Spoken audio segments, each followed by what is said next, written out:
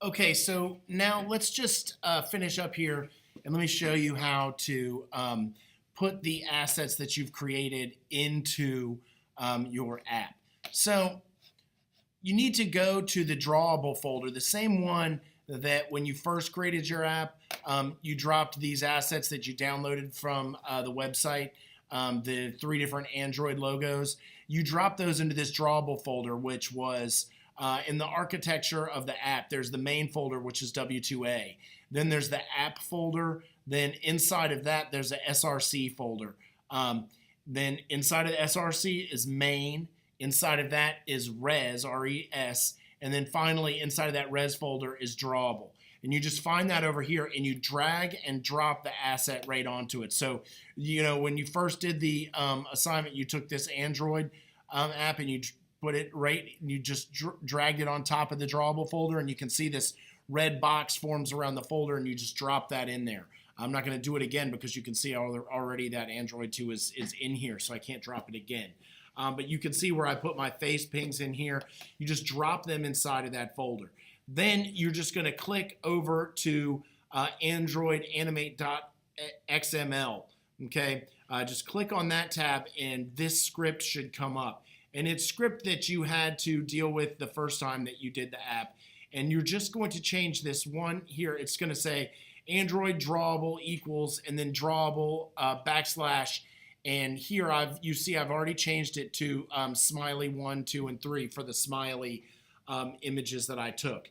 You'll just put those in. If you don't name them correctly, let's say you do smiley. Well, I don't have an asset named smiley in the folder, then it'll turn red, and that's telling you that it's not correct. Okay, so then you'll need to change it. And if I just put smiley 1, that's a correct asset. If you look over here, there is a smiley 1 ping. So that's correct. Then when you run the app with those in there, and of course you'll click up here, File, and Save All. When you run the app in your emulator now, it should work. So let me see if sometimes this actually does work. So I'm going to click and see if the emulator will run for you. It'll take just a minute for it to come up. So I'm just going to hit that button, click OK, and let's wait and see if I can get a screen capture of it actually running for you. If not, all it's going to show is cycling through those smiley images. So it's pulling up the emulator now, and let's see what happens. But either way, I showed you the video at the beginning of the stars and of the faces, and all it does is just the same as when we created it before. It's just going to be like a slideshow, but you've changed the. Now my emulator is pulling up. If it, it looks just like a phone. If you can see it, that's great. If it's not coming up, it's nothing you haven't seen before. But it just pull that up, and what you can turn into me, I'll show you in just a minute, is either a zipped project folder like you did before, or you can actually take a screen capture video with your phone and share that with me. You can do simple screen captures with your computer and share that with me. I just want to see that you completed both the raster-based images slideshow in here and the vector-based images. So whatever shapes or vector images you had, and then the headshot of yourself with the background erased. Still waiting to see if this emulator is pulling up. But whether it shows up or not, that's what I need you to turn in to me. And after I attempt to show this, I'll show you where that folder is. It's Android Studio Projects is the folder that all of my Android Studio stuff is stored at. And you can find that stuff if you just look up here in your architecture in Android Studio. It says W2A, which is in Android Studio Projects W2A. So that shows you how to find your stuff. And you just go onto your computer, find that folder, and zip it if you want to turn in the entire project to me, which is, of course, ideal. So I'm still waiting for the emulator to come up, and we'll keep our fingers crossed that it's actually something that you can see. But if not, you know what to turn in to me. So on my screen right now, what I'm seeing is the actually like a phone booting up. And over here, you can see down here, it's the AVD Galaxy Nexus and see launching app. It's showing that it's launching the app right now, at least in this control panel. So you can at least see that, even if you can't see the entire app. Now you can see we've got more action here. Client not ready, waiting for process to come online, connected to process 2415 on device emulator 5554.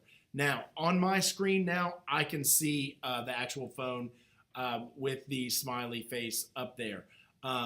So it's looks like it's got one behavior failed.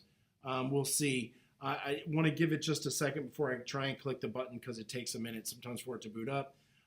So I'm waiting for that. And let's see. So I clicked on the button and it's working perfectly for me now. And I'll do it one more time in the event that you can see that. And so that worked. Okay, so I want you to go ahead and follow the steps through. Create your assets on Illustrator. Create your assets on Photoshop following the tutorials and the other videos that I gave you. Okay, then take and drag and drop those assets into the drawable folder. And they'll be listed under the hierarchy here. You'll be able to see the name and they'll be .png files.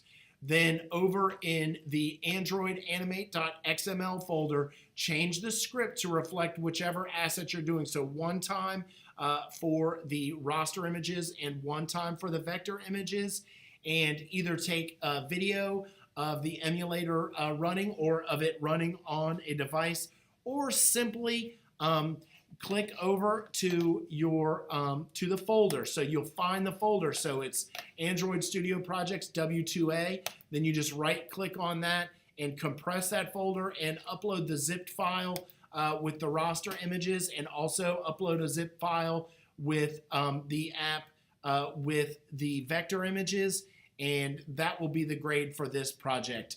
Look forward to seeing your work, and remember, we'll have the midterm will be posted next week, and I'll give you a couple of weeks to go into your testing center and take the proctored midterm.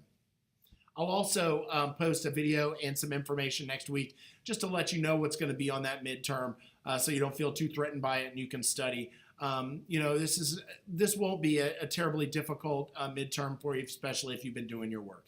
Look forward to seeing your work, and I will have our next assignment up for you next week.